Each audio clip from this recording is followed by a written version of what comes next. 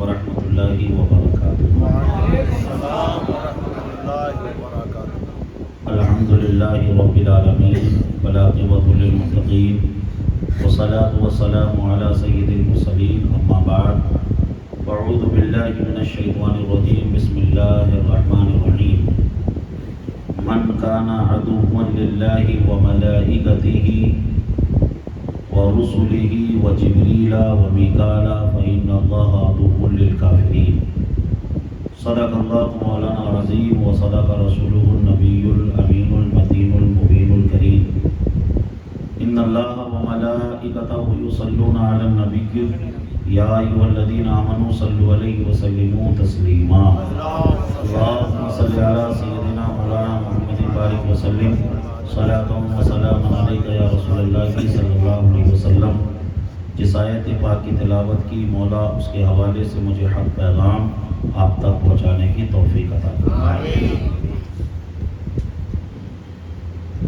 سورہ بقرہ کی آیت نمبر 98 میں نے آپ کے سامنے تلاوت کی۔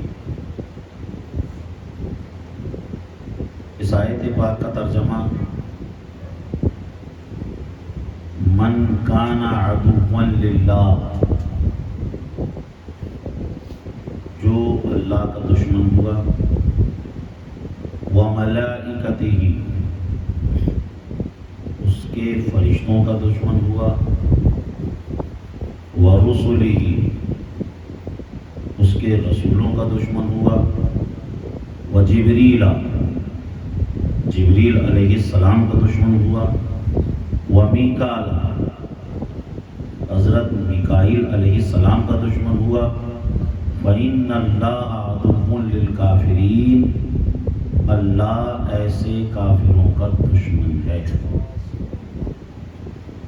یہ ہے آیت پاک کا ترجمہ۔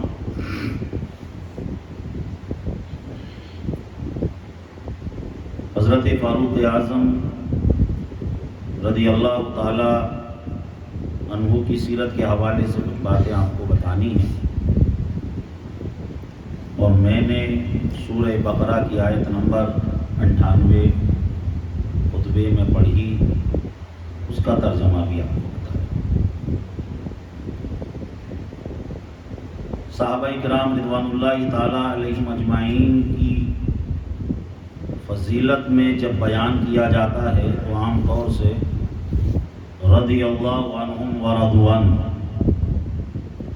اس آیت پاک کو تلاوت کیا جاتا ہے، کیونکہ یہ صحابہ کی شان میں یہ آیت نازل ہوئی۔ لیکن انشاءاللہ میں نے جو آیت پڑھی ہے اسی سے فاروق اعظم رضی اللہ تعالی عنہ کی شان آپ کے سامنے میں بیان کرنے کی کوشش کروں گا۔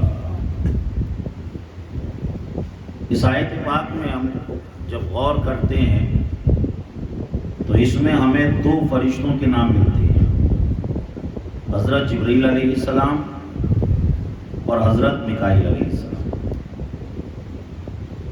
اور یہ بات آپ اچھے طریقے سے جانتے ہیں کہ فرشتوں میں جو مشہور فرشتے ہیں وہ 4 ہیں،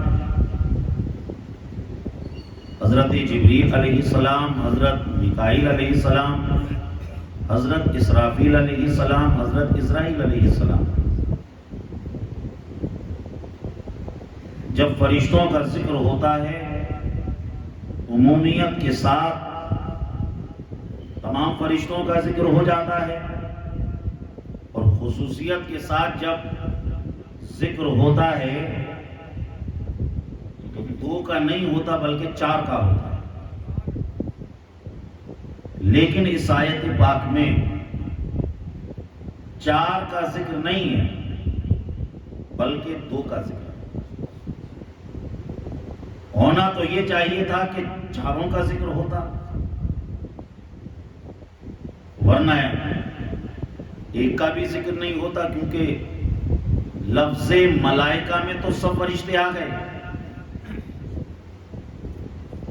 من کان عدوا للہ وملائکتہ، جو اللہ کا دشمن ہوا اس کے فرشتوں کا دشمن ہوا، تو لفظ ملائکہ میں سب فرشتے آ گئے، حضرت جبریل علیہ السلام بھی آ گئے، حضرت میکائیل بھی آ گئے، حضرت اسرافیل بھی آ گئے، حضرت اسرائیل بھی آ گئے، اور تمام فرشتے آ گئے۔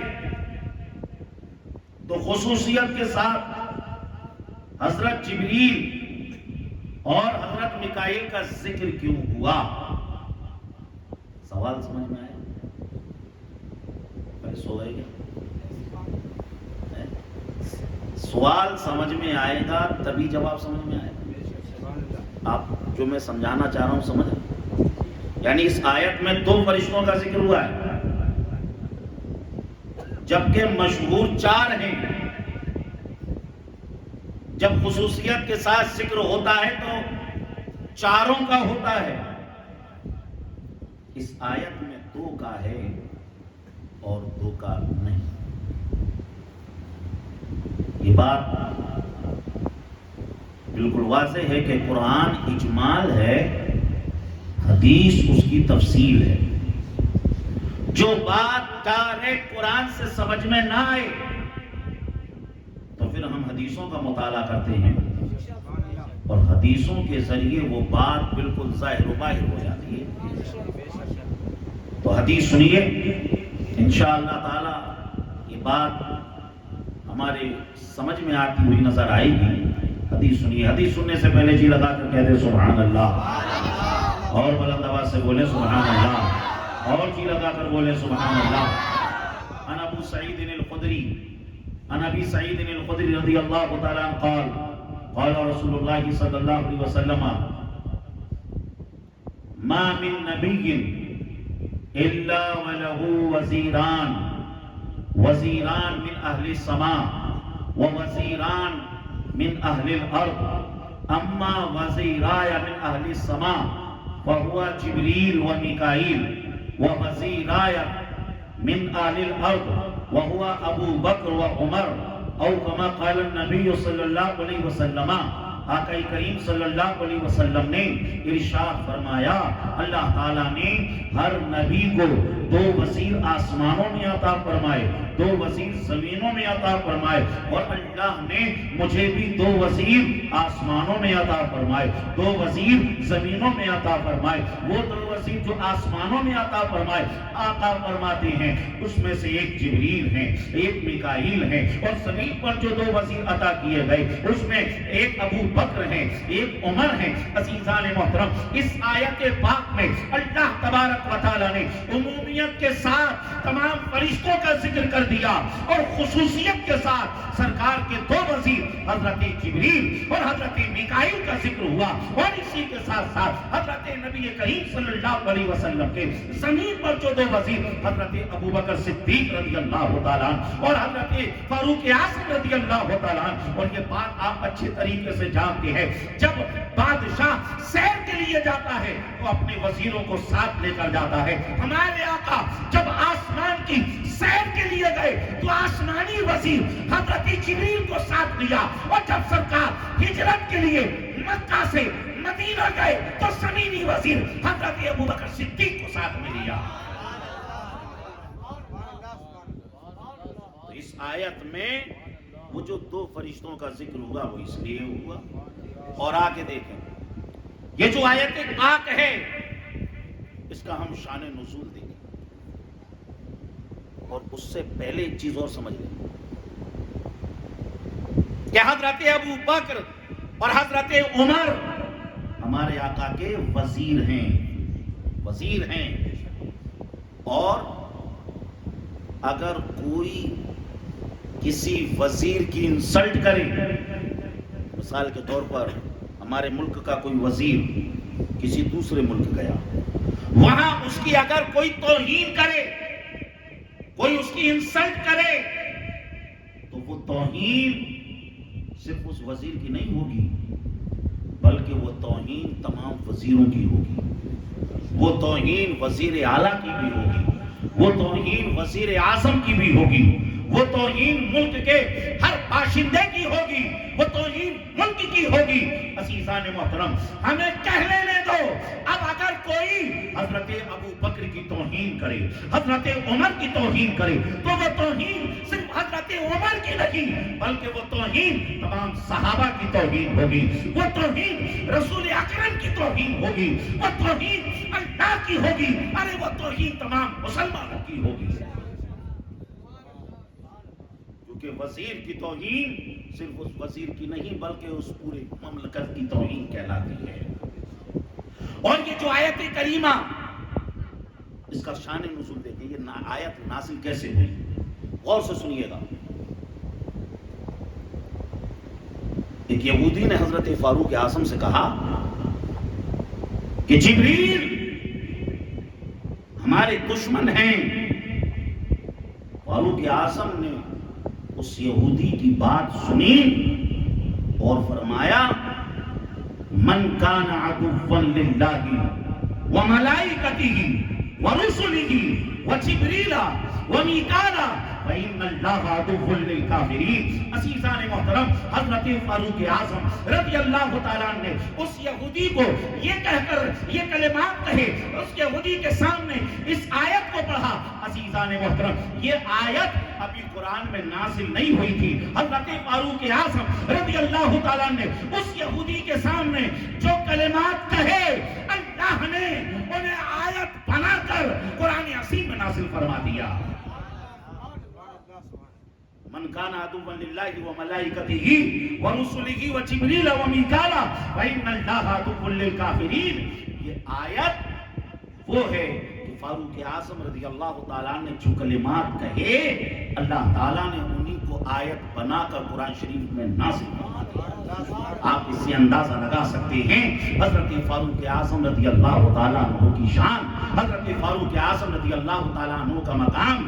اور امام جلال الدین سیوطی تاریخ الخلفاء کے اندر اس بات کو نقل فرماتے ہیں کہ قرآن عظیم والفرقان حمید کے اندر 20 سے زیادہ ایسی آیتیں ہیں جو فاروق اعظم رضی اللہ تعالیٰ عنہ کے مشورے کے بعد نازل ہوئی۔ یعنی جو فاروق اعظم نے مشورہ دیا اسی کے مطابق سمجھ لیجئے قرآن میں آیتیں نازل ہو گئی۔ قرآن شریف کے اندر سورہ بقرہ میں بڑی مشہور آیت فاتخذوا من مقام ابراہیم مصلی۔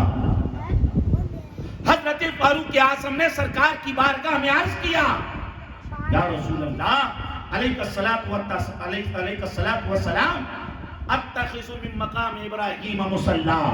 یا رسول اللہ، میں یہ چاہتا ہوں کہ مقام ابراہیم کو مصلی بناؤں، مقام ابراہیم پر نماز ادا کروں۔ حضرت فاروق اعظم نے سرکار کی بارگاہ میں عرض کیا، اللہ تعالیٰ نے جبریل علیہ السلام کو آیت دے کر حضور کی بارگاہ میں بھیج دیا، فاتخذوا من مقام ابراہیم مصلی۔ اے محبوب، اپنے غلاموں سے کہہ دو کہ مقام ابراہیم کو اپنا مصلی بنائے۔ فاروق اعظم نے کہا اور اللہ تعالیٰ نے قرآن میں آیت نازل فرما دی۔ اور قرآن عظیم والفرقان حمید کے اندر سورہ مائدہ کے اندر آیت نازل ہوئی، یا ایھا الذین آمنوا انما الخمر والمیسر والانصاب والازلام رجس من عمل الشیطان فاجتنبوہ لعلکم تفلحون۔ یہ جو شراب جو حرام ہوئی، اس آیت پاک میں شراب کی حرمت کا ذکر ہے۔ یہ بھی فاروق اعظم رضی اللہ تعالیٰ عنہ کے مشورے کے بعد یہ آیت پاک قرآن شریف میں نازل ہوئی۔ اور قرآن شریف کے اندر احل لکم لیلۃ الصیام الرفث الی نسائکم ہن لباس لکم وانتم لباس لہن۔ یہ آیت پاک بھی حضرت فاروق اعظم رضی اللہ تعالیٰ عنہ کے مشورے کے بعد نازل ہوئی۔ فَلَا وَرَبِّكَ لَا يُؤْمِنُوا حَتَّى يُحَكِّمُوكَ فِيمَا شَجَرَ بَيْنَهُمْ۔ یہ آیت بھی حضرت فاروق اعظم رضی اللہ تعالیٰ عنہ کے مشورے کے بعد نازل ہوئی۔ عزیزان محترم، اس طریقے سے قرآن شریف کے اندر 20 سے زیادہ ایسی آیتیں ہیں جو حضرت فاروق اعظم رضی اللہ تعالیٰ عنہ کے مشورے کے بعد یا ان کی رائے کے مطابق قرآن شریف کے اندر اللہ تعالیٰ نے نازل فرمائی۔ یہاں سے حضرت فاروق اعظم رضی اللہ تعالیٰ عنہ کا مقام، مرتبہ، عزتیں، عظمتیں، رفتیں سمجھ میں آ رہی ہیں۔ حضرت فاروق اعظم رضی اللہ تعالیٰ عنہ کی جب ہم سیرت کو دیکھتے ہیں تو قبول اسلام سے پہلے کی باتیں کتابوں کے اندر بہت کم ملتی ہیں۔ فاروق اعظم رضی اللہ تعالیٰ عنہ کے والد محترم، والد کا نام خطاب تھا اور آپ کی والدہ کا نام حنتمہ تھا، اور 8ویں پشت میں جا کر حضرت فاروق اعظم رضی اللہ تعالی عنہ کا نسب رسول کریم صلی اللہ علیہ وسلم سے جا کر مل جاتا ہے۔ حضرت فاروق اعظم رضی اللہ تعالی عنہ کی جو پیدائش ہے، ہمارے آقا صلی اللہ علیہ وسلم کی پیدائش سے 12-13 سال کے بعد ہوئی، یعنی عمر میں حضرت فاروق اعظم رضی اللہ تعالیٰ عنہ ہمارے آقا سے 12-13 سال چھوٹے۔ خطاب کے یہاں پیدا ہوئے اور آپ کا نام عمر رکھا گیا۔ عمر کا مطلب ہوتا ہے آباد کرنے والا، عمر کا مطلب ہوتا ہے آباد رکھنے والا۔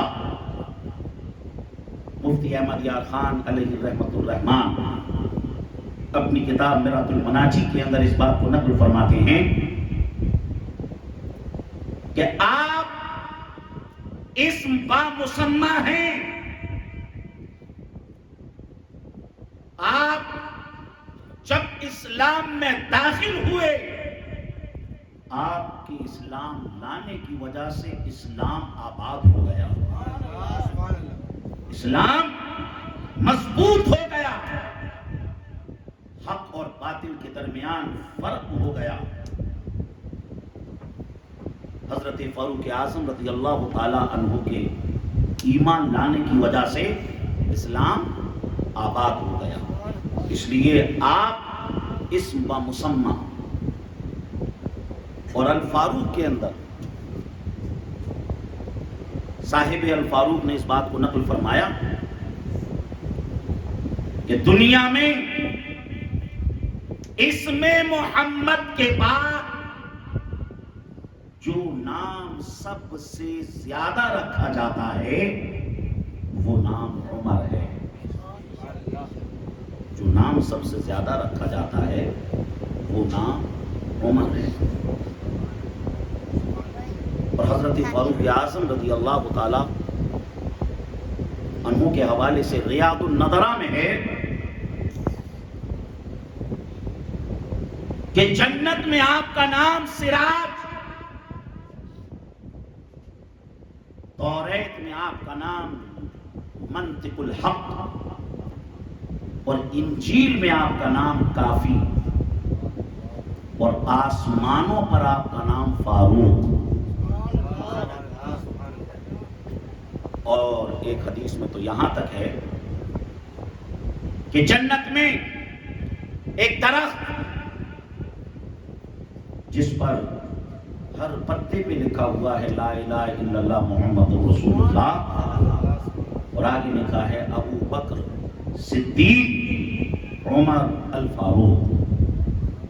یہ حضرت فاروق اعظم رضی اللہ تعالیٰ عنہ کے نام کی شان ہے۔ اور علماء بیان کرتے ہیں کہ جو اس بات سے پریشان ہو کہ سونے میں شیطان اسے پریشان کرے، سونے میں نیند میں شیطان اسے ورگلائے، اور جب سوئے تب اس پر غسل واجب ہو جائے، ایسا شخص سونے سے پہلے اپنے سینے پہ یا عمر لکھ لے، شیطان اسے نیند میں پریشان نہیں کرے۔ یہ حضرت عمر رضی اللہ تعالیٰ عنہ کے نام نامی اسم گرامی کی شان، کیونکہ حضرت عمر اس ذات کا نام ہے کہ شیطان بھی آپ کے نام سے بھاگتا ہے، شیطان بھی آپ سے دور بھاگتا ہے۔ یہ حضرت فاروق اعظم رضی اللہ تعالیٰ عنہ کے نام نامی اسم گرامی کی شان ہے۔ اور اسی کے ساتھ آپ کا لقب فاروق، حضرت عائشہ صدیقہ رضی اللہ تعالیٰ عنہ نے فرمایا سمی رسول اللہ صلی اللہ علیہ وسلم الفاروق، ہمارے آقا صلی اللہ علیہ وسلم نے حضرت عمر کو فاروق کا لقب عطا فرمایا۔ فاروق کا مطلب ہوتا ہے فرق کرنے والا، فاروق کا مطلب ہوتا ہے فرق کرنے والا، حق اور باطل کے درمیان خط امتیاز کھینچنے والا۔ اعلیٰ حضرت نے فرمایا فارق حق و باطل امام الہدا، فارق حق و باطل امام الہدا، تیغ مسلول شدت پہ لاکھوں سلام، مصطفیٰ جان رحمت پہ لاکھوں سلام، شمع بزم ہدایت پہ لاکھوں سلام۔ آپ کی کنیت ابو حفص، یہ ہے آپ کا نام۔ حضرت باتیں سمجھ میں آ رہی ہیں آپ؟ ارے سو تو نہیں گئے؟ سمجھ میں آ رہی ہیں؟ کیونکہ باتیں تھوڑی سی علمی ہیں۔ حضرت فاروق اعظم رضی اللہ تعالی عنہ کا خاندانی پس منظر اب تھوڑا سا دیکھیں۔ حضرت فاروق اعظم رضی اللہ تعالی عنہ کے دو بھائی اور ہیں، ایک کا نام حضرت زید رضی اللہ تعالی اور دوسرے کا نام حضرت عثمان بن حکیم رضی اللہ تعالی۔ یہ دونوں یعنی ہنتما جو حضرت فاروق اعظم کی ماں تھی ان سے نہیں تھے، بلکہ یہ دوسری خاتون سے تھے۔ دو بھائی اور بہنیں، حضرت فاروق اعظم رضی اللہ تعالیٰ عنہ کی دو بہنیں، ایک کا نام حضرت فاطمہ رضی اللہ تعالیٰ عنہ اور دوسری کا نام حضرت صفیہ رضی اللہ تعالیٰ عنہ۔ یہ آپ کی دو بہنیں، بیٹے آپ کے 10 بیٹے، پوتے کتنے؟ 22 پوتے۔ اللہ نے آپ کی اولاد میں بڑی برکتیں عطا فرمائی۔ حضرت بابا فرید الدین گنج شکر، یہ آپ ہی کی اولاد میں سے۔ حضرت مجدد الفسانی، یہ آپ ہی کی اولاد میں سے۔ حضرت شیخ عبدالحق محدث دہلوی، یہ آپ ہی کی اولاد میں سے ہیں۔ شیخ عبدالرحیم محدث دہلوی، یہ بھی آپ ہی کی اولاد میں سے ہیں۔ امداد اللہ مہاجر مکی، یہ بھی آپ ہی کی اولاد میں سے ہیں۔ اللہ تعالیٰ نے آپ کی اولاد میں بڑی برکت عطا فرمائی۔ آپ کی بیٹیاں کتنی تھیں؟ آپ کی 5 بیٹیاں تھیں۔ آپ کی پوتیاں کتنی تھیں؟ آپ کی پوتیاں بھی 5 تھیں۔ یہ حضرت فاروق اعظم رضی اللہ تعالی عنہ کا خاندانی پس منظر۔ ہمارے آقا سے کیا رشتہ داری تھی؟ تو ایک رشتہ تو سبھی جانتے ہیں کہ فاروق اعظم کی بیٹی حضرت حفصہ رضی اللہ تعالی عنہ ہمارے آقا صلی اللہ علیہ وسلم کے نکاح میں تھی۔ اس رشتے سے ہمارے آقا حضرت فاروق اعظم کے داماد ہوتے ہیں۔ اور ایک دوسرے رشتے سے ہم دیکھیں تو حضرت فاروق اعظم ہمارے آقا صلی اللہ علیہ وسلم کے ہم زلف ہوتے تھے۔ یعنی فاروق اعظم کی شریک حیات جن کا نام حضرت قریبہ رضی اللہ تعالیٰ عنہ اور ہمارے آقا صلی اللہ علیہ وسلم کی ازواج مطہرات میں سے حضرت ام سلمہ رضی اللہ تعالیٰ عنہ یہ دونوں آپس میں سگی بہنیں تھیں. اس رشتے سے حضرت فاروق اعظم رضی اللہ تعالیٰ عنہ ہمارے آقا صلی اللہ علیہ وسلم کے ہم زلف بھی ہوتے تھے. اور ابو جہل یہ رشتے میں حضرت فاروق اعظم رضی اللہ تعالیٰ عنہ کا ماموں ہوتا. آقا کریم صلی اللہ علیہ وسلم نے ابو جہل اور حضرت عمر ان دونوں کے لیے اللہ سے دعا کی کہ مولا ان دونوں میں سے کسی ایک کو تو ایمان کی دولت عطا فرما دے، ایمان کی نعمت عطا فرما دے جس سے مسلمانوں کا غلبہ ہو جائے. ابو جہل کا نام عمرو بن ہشام اور فاروق اعظم کا نام حضرت عمر. ان امرین کے لیے سرکار صلی اللہ علیہ وسلم نے دعا کی. عزیزان محترم، اور حضرت فاروق اعظم رضی اللہ تعالی عنہ کو ایمان کی دولت ملی. اب آپ دیکھیں سرکار مدینہ صلی اللہ علیہ وسلم نے کیسے حضرت فاروق اعظم کے لیے دعا کی. حدیث شریف کے اندر ہے، ترمذی کی حدیث ہے، آقا نے فرمایا اللہم اعز الاسلام بعمر بن الخطاب. آقا نے فرمایا اے اللہ عمر بن خطاب کی وجہ سے تو اسلام کو عزت عطا فرما دے، عمر بن خطاب کی وجہ سے تو اسلام کو عزت عطا فرما دے. عزیزان محترم، ہر ایک کو اسلام کی وجہ سے عزت ملے، ہر ایک کو اسلام کی وجہ سے شان ملے، ہر ایک کا اسلام کی وجہ سے مقام اونچا ہو. لیکن فاروق اعظم رضی اللہ تعالیٰ اس ذات کا نام ہے کہ سرکار فرما رہے ہیں مولا عمر کی وجہ سے تو اسلام کو عزت عطا فرما دے. پتہ کیا چلا، معلوم کیا ہوا، ہر ایک کو اسلام کی وجہ سے عزت ملے مگر عمر وہ ہیں جن کی وجہ سے اسلام کو عزت ملے.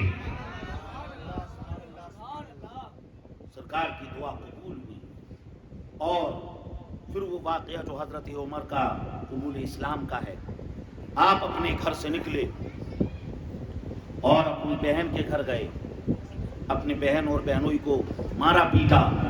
بہن اور بہنوئی نے کہا کہ جو اسلام دل میں بس گیا ہے اب کوئی اسلام کسی صورت میں دل سے نہیں نکل سکتا ہے. بہرحال سورہ طٰہٰ کی تلاوت کی اور پھر سرکار صلی اللہ علیہ وسلم کی بارگاہ میں پہنچے. صحابہ کرام رضوان اللہ تعالی علیہم اجمعین اندر تھے. دیکھا کون ہے؟ کہا کہ عمر ہیں. حضرت حمزہ نے کہا اگر ارادہ صحیح ہے تو اہلاً وسہلاً مرحبا، اور اگر ارادہ غلط ہے تو انہی کی تلوار ہوگی اور انہی کا سر ہوگا. عزیزان محترم، دروازہ کھولا گیا اور فاروق اعظم نے جیسے ہی رسول کریم صلی اللہ علیہ وسلم کا چہرہ دیکھا، شاعر کہتا ہے روئے بدر الدجا دیکھتے رہ گئے، چہرہ والضحیٰ دیکھتے رہ گئے. اس نے خیر الورا میں خدا کی قسم ہم جمال خدا دیکھتے رہ گئے. فاروق اعظم رضی اللہ تعالیٰ نے سرکار کو دیکھا، دیکھتے رہ گئے اور اس کے بعد کلمہ طیبہ پڑھ کر اسلام میں داخل ہو جائے.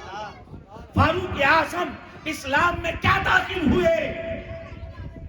سمجھ لیجئے صحابہ کرام نے نعرہ تکبیر لگا کر حضرت فاروق اعظم رضی اللہ تعالیٰ عنہ کے قبول اسلام کا جشن منایا.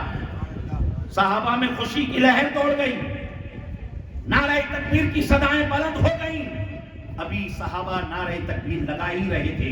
نسائی شریف کی روایت ہے حضرت جبریل علیہ السلام سرکار کی بارگاہ میں تشریف لاتے ہیں اور عرض کرتے ہیں یا رسول اللہ علیہ الصلوۃ والسلام، عمر کے قبول اسلام کا جشن صرف زمین پر نہیں بلکہ آسمان پر بھی منایا جا رہا ہے. تمام فرشتے خوشیاں منا رہے ہیں فاروق اعظم کے قبول اسلام کی وجہ سے. حضرت فاروق اعظم رضی اللہ تعالیٰ عنہ کی شان کہ جن کے اسلام لانے پر سمجھ لیجئے زمین پر بھی جشن منایا گیا اور جن کے اسلام لانے پر آسمانوں پر بھی جشن منایا گیا. یہ فاروق اعظم رضی اللہ تعالیٰ عنہ کی شان، یہ فاروق اعظم رضی اللہ تعالیٰ عنہ کا مقام مرتبہ. اسلام قبول آپ نے کیا. عزیزان محترم، آپ سے پہلے 39 لوگ مسلمان ہو چکے تھے. آپ کے اسلام لانے کے بعد 40 لوگ ہو جاتے ہیں. فاروق اعظم رضی اللہ تعالیٰ عنہ نے سرکار کی बारगाह में अर्ज किया, या रसूल अल्लाह अलैहिस्सलातु वस्सलाम, सरकार अब जो है नमाजें इस तरीके से छुप छुप कर नहीं पढ़ी जाएंगी। या रसूल अल्लाह, अब जो कुछ होगा खुल्लम खुल्ला होगा। अब आओ मस्जिद हराम के अंदर, अब खुल्लम खुल्ला नमाज पढ़ी जाएगी, अब खुल्लम खुल्ला जो है इस्लाम की तबलीग की जाएगी। अज़ीज़ान मोहतरम, फारूक आज़म रज़ी अल्लाह तआला अन्हु के ईमान लाने की वजह से समझ लीजिए इस्लाम को ताकत मिल गई, मुसलमानों को हौसला मिल गया। यह हज़रत फारूक आज़म रज़ी अल्लाह तआला अन्हु की शान, यह हज़रत फारूक आज़म रज़ी अल्लाह तआला अन्हु का मकाम व मर्तबा। अज़ीज़ान मोहतरम, और उसके बाद हज़रत फारूक आज़म रज़ी अल्लाह तआला इस्लाम आने के बाद हमेशा सरकार मदीना सल्लल्लाहु अलैहि वसल्लम के साथ रहे, हर जंग में सरकार के साथ रहे, हर घड़ी सरकार के साथ रहे, हर लम्हा सरकार के साथ रहे, और अपनी जान से भी ज्यादा रसूल करीम सल्लल्लाहु अलैहि वसल्लम से मोहब्बत की। अज़ीज़ान मोहतरम, आइए फारूक आज़म की शान हम इस अंदाज से भी समझते हुए चले। अल-हाबिल फतावा के अंदर है, आक़ा करीम सल्लल्लाहु अलैहि वसल्लम ने एक मर्तबा हज़रत उमर से कहा, ए उमर बताओ, गस्सलू का, कफ़नू का, हन्नतू का, उमर बताओ जब तुम्हें गुस्ल दे दिया जाएगा, जब तुम्हें कफना दिया जाएगा, उमर जब तुम्हें लोग दफना देंगे, जानते हो उमर फिर क्या होगा? दो फरिश्ते आएंगे, उनकी डरावनी शक्लें होंगी, जमीन को चीरते फाड़ते आएंगे और तुम्हें समझ लीजिए जन छोड़ कर उठाएंगे और तुमसे सवाल करेंगे, उमर बताओ उस दिन तुम्हारा क्या होगा? उमर बताओ उस दिन तुम्हारा मामला कैसे होगा? हज़रत फारूक आज़म रज़ी अल्लाह तआला ने सरकार की बारगाह में अर्ज किया, या रसूल अल्लाह अलैहिस्सलातु वस्सलाम, ये तो बताएं उस दिन कब्र में मेरा जो ताल्लुक अभी आपसे है, ये ताल्लुक कब्र में मौजूद रहेगा या नहीं? कब्र में ये ताल्लुक आपसे मेरा रहेगा या नहीं? जिस तरीके से अभी मैं आपसे मोहब्बत करता हूँ, कब्र में ये मोहब्बत मेरी सलामत रहेगी या नहीं? आका करीम सल्लल्लाहु अलैहि वसल्लम ने इरशाद फरमाया,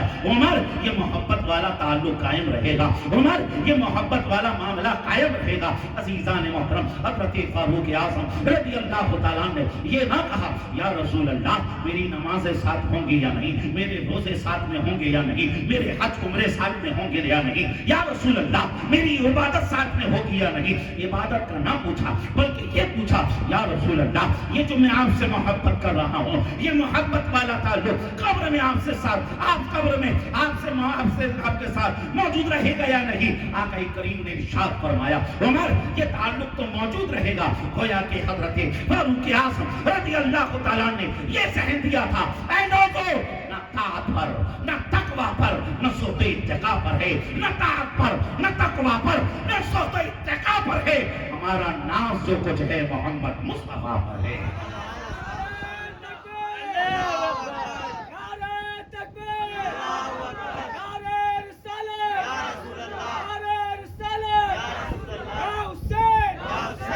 और तेरी मर्जी पे मर मिटना शहादत इसको कहते हैं, तेरी मर्जी पे मर मिटना शहादत इसको कहते हैं, तेरे कूचे में होना दफन जन्नत इसको कहते हैं। अज़ीज़ान मोहतरम, फारूक आज़म रज़ी अल्लाह तआला की विसाल के बाद आपके बेटे हज़रत अब्दुल्लाह ने आपको ख्वाब में देखा और कहा, अब्बा जान, वो जो सरकार ने फरमाया था कि दो फरिश्ते आएंगे और तुम्हें झंझोड़ कर उठाएंगे, डरावनी उनकी शक्लें होंगी, तुमसे सवाल करेंगे, अब्बा जान वो आए थे? और अगर आए थे तो फिर क्या हुआ था? फारूक आज़म ने फरमाया, बेटा जैसा सरकार ने फरमाया था कि फरिश्ते आएंगे, डरावनी शक्लें होंगी, झंझोड़ कर उठाएंगे, पूछेंगे मन रब्बो का, पूछेंगे माँ दीनों का। फारूक आज़म ने कहा, बेटा बिल्कुल वैसे ही हुआ जैसा सरकार ने फरमाया था। वो आए थे, उन्होंने झंझोड़ कर उठाया और उसके बाद मुझसे कहा, मन रब्बो का, तेरा रब कौन है? माँ दीनों का, तेरा दीन कौन क्या है? मन नबीयो, तेरा नबी कौन है? उन्होंने मुझसे इस तरीके से सवाल किए जैसे ही उन्होंने मुझसे पूछा, ए बता तेरा रब कौन है?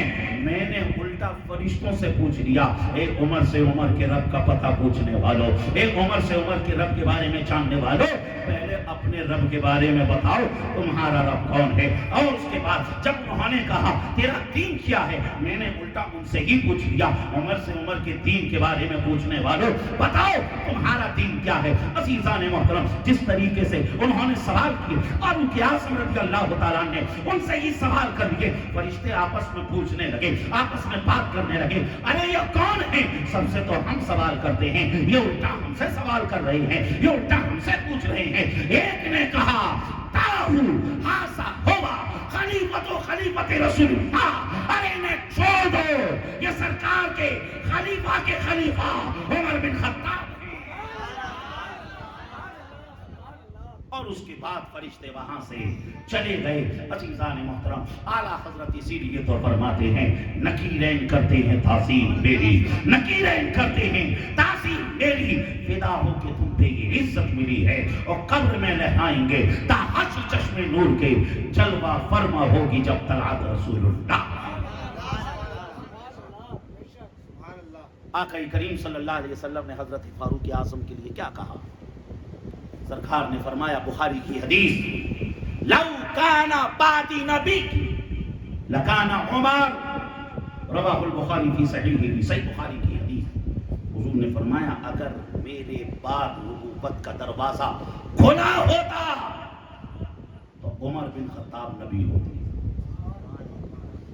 اس طریقے کی احادیث سے کیا پتہ چل رہا ہے کہ آقا کریم صلی اللہ علیہ وسلم نے حضرت فاروق اعظم رضی اللہ تعالی عنہ کے مناقب کو بیان فرمایا. حضرت فاروق اعظم کی فضیلت اور ان کے مناقب بیان کرنا یہ رسول اللہ کی سنت ہے, اور ان کی فضیلت سننا یہ صحابہ کرام رضوان اللہ تعالی علیہم اجمعین کی سنت ہے. عزیزان محترم, حضرت فاروق اعظم رضی اللہ تعالیٰ عنہ کی بڑی شان, بڑی شان, بڑی شان. ایک روایت اور سن کہ حضرت اس سے بھی پتہ چلے گا حضرت فاروق اعظم کی شان. المہد الصواب یہ کتاب کا نام ہے, عربی کی کتاب ہے, اس کتاب میں یہ روایت ہے. حضرت حسن بصری کا قول, آپ فرماتے ہیں قیامت کے دن جب نفسی نفسی کا عالم ہوگا, خدا کا دربار ہوگا, حساب و کتاب کا دن ہوگا, ہر ایک پریشانی کے عالم میں ہوگا, اس دن اسلام انسانی شکل میں ہوگا, اور ایسا لگ رہا ہوگا کہ گویا کہ اسلام کسی کو ڈھونڈ رہا ہے. اسلام کسی کو ڈھونڈ رہا ہے, اسلام پورے میدان محشر میں کسی کو تلاش کر رہا ہے. گویا کہ تلاش کرتے کرتے کرتے کرتے کرتے جب اسلام حضرت فاروق اعظم کے پاس پہنچے گا تو اسلام حضرت فاروق اعظم کا ہاتھ پکڑ لے گا. سبحان اللہ, فاروق اعظم کا ہاتھ پکڑ لے گا, گویا کہ فاروق اعظم سے مصافحہ کرے گا. فاروق اعظم کا ہاتھ پکڑ کر اللہ کی بارگاہ میں لے کر پہنچے گا. کون؟ اسلام. فاروق اعظم کو لے کر اللہ کی بارگاہ میں پہنچے گا اور عرض کرے گا, اے رب قدیر کنت مخفیہ, اے مولا میں چھپا ہوا تھا, میں چھپا ہوا تھا, مولا عمر کی وجہ سے میرا ظہور ہوا, عمر کی وجہ سے میری شان بڑھی, عمر کی وجہ سے لوگوں نے مجھے جانا, مجھے پہچانا, اور پھر اس کے بعد اسلام फारूक आज़म का हाथ पकड़कर जन्नत में लेकर जाएगा।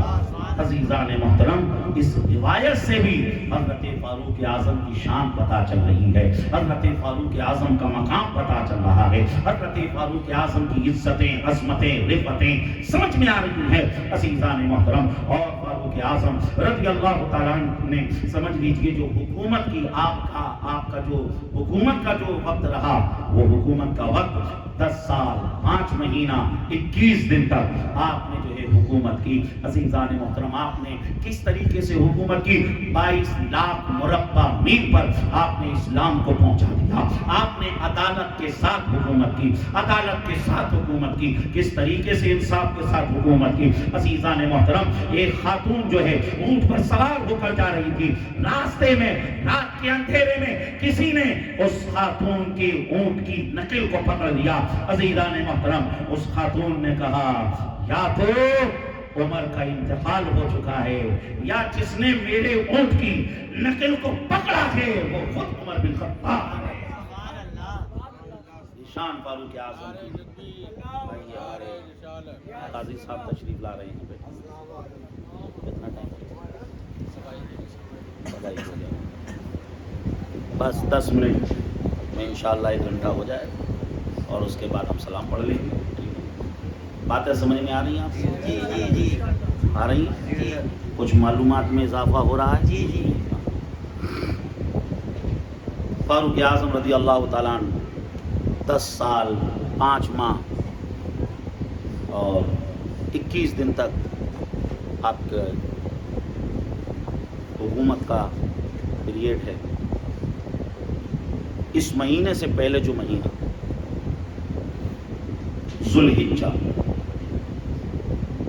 ज़ुल्हिज्जा की 26 तारीख को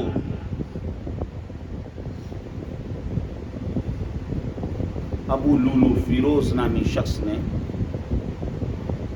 मेहराब में नमाज की हालत में आपके ऊपर वार किया, और वो ज़ख्म इतना बढ़ा, उसी ज़ख्म की वजह से आपने जामे शहादत नोश फरमाया।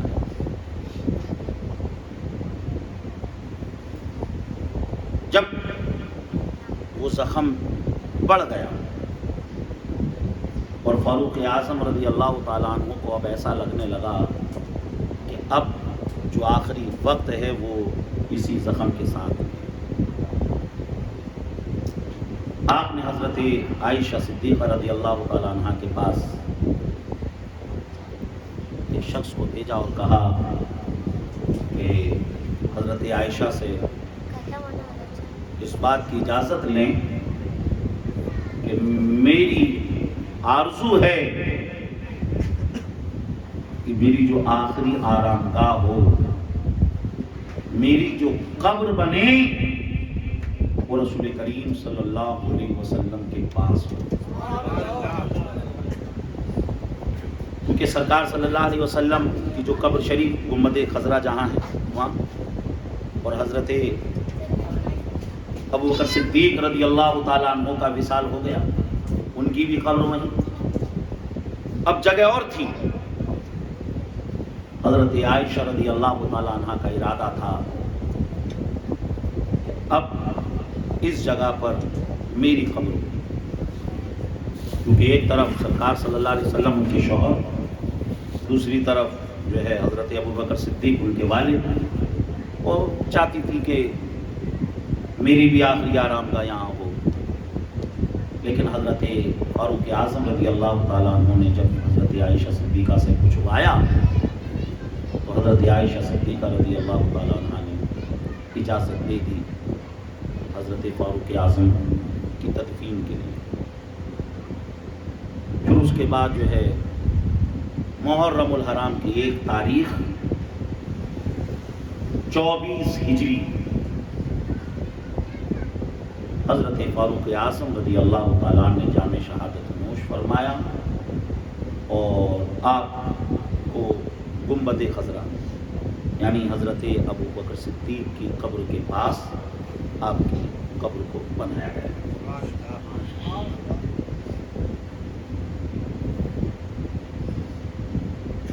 اب یہاں ایک بات اور آپ تک پہنچاؤں جسے مجدد الفسانی علیہ رحمہ اپنی کتاب مکتوبات ربانیہ میں نقل فرماتے ہیں.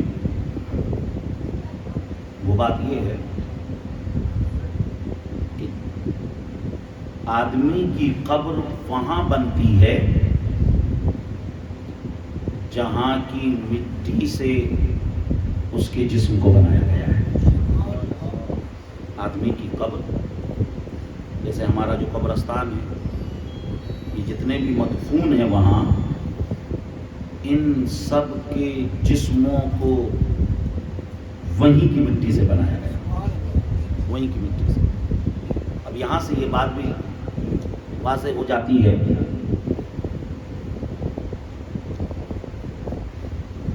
کہ ہمارا تعلق اس ملک سے، ہندوستان سے پیدا ہونے کے بعد سے نہیں، بلکہ ہمارا تعلق اس ملک سے ہماری پیدائش سے پہلے سے ہے.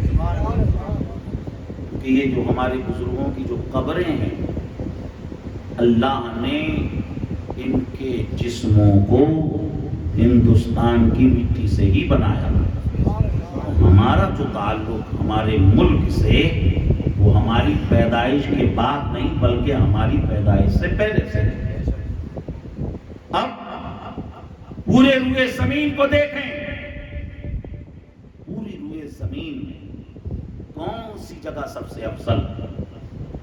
امام جلال الدین سیوطی نے ایک رسالہ لکھا، الحجج المبینہ فی التفضیل بین مکہ والمدینہ. اس رسالے میں آپ نے اس بات پر بحث فرمائی کہ مکہ شان والا ہے کہ مدینہ شان والا. آپ نے جو لوگ کہتے ہیں کہ مکہ شان والا، ان کے اقوال کو نقل کیا، ان کی دلیلوں کو نقل کیا، اور جو لوگ کہتے ہیں مدینہ افضل، مدینہ زیادہ شان والا، ان لوگوں کے اقوال اور ان کی دلیلوں کو نقل فرمایا. اسی کتاب میں آپ تحریر فرماتے ہیں کہ گنبد خضرا یعنی قبر رسول صلی اللہ علیہ وسلم کا وہ حصہ، زمین کا وہ حصہ جو سرکار کے جسم اقدس سے مس ہے، سرکار کے جسم اقدس سے لگا ہوا ہے، وہ حصہ پوری ہوئے زمین سے افضل. نہ صرف زمین بلکہ عرش اعظم سے بھی افضل، لوح و قلم سے بھی افضل. کون سا حصہ؟ قبر رسول صلی اللہ علیہ وسلم کا حصہ. کون سا حصہ؟ گنبد خضرا کے نیچے جو حصہ ہے، گنبد خضرا کے نیچے جو زمین ہے، وہ زمین ساری زمینوں سے افضل، وہ زمین عرش اعظم سے بھی افضل، وہ زمین لوح و قلم سے بھی افضل. عزیزان محترم، اسی زمین سے اللہ نے حضرت ابوبکر صدیق کے جسم کو تیار کیا. اسی زمین سے اللہ نے حضرت فاروق اعظم رضی اللہ تعالیٰ عنہ کے جسم کو تیار کیا. یہاں سے بھی حضرت فاروق اعظم رضی اللہ تعالیٰ عنہ کی شان، عزت، عظمت، رفعت ہمیں سمجھ میں آ رہی ہے. آپ نے جام شہادت نوش فرمایا. قرآن نے کہا وَلَا تَقُولُوا لِمَنْ يُقْتَلُ فِي سَبِيلِ اللَّهِ أَمْوَاتٌ بَلْ أَحْيَاءٌ وَلَكِنْ لَا تَشْعُرُونَ. جو لوگ اللہ کے راستے میں شہید ہو جائیں انہیں مردہ نہ کہو، وہ زندہ ہیں اور تمہیں ان کی زندگی کا شعور نہیں.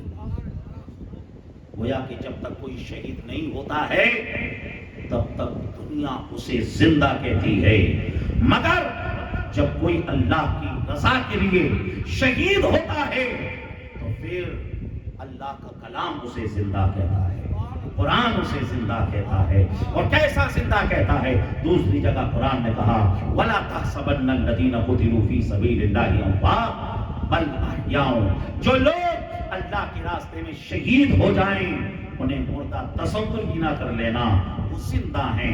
عزیزان محترم، حضرت فاروق اعظم رضی اللہ تعالیٰ کے حوالے سے یہ چند باتیں میں نے آپ کے سامنے پیش کی. مولا تعالیٰ حضرت فاروق اعظم رضی اللہ تعالیٰ عنہ کے نقش قدم پر ہمیں چلنے کی توفیق عطا فرمائے، ان سے سچی پکی محبت کرنے کی ہمیں حضرت فاروق اعظم کے حوالے سے یہ میں نے آپ کے سامنے کچھ باتیں تھی پیش کی. انشاءاللہ تعالیٰ کل اسلام پورے کے اندر پروگرام ہے، انشاءاللہ وہاں اہل بیت فتح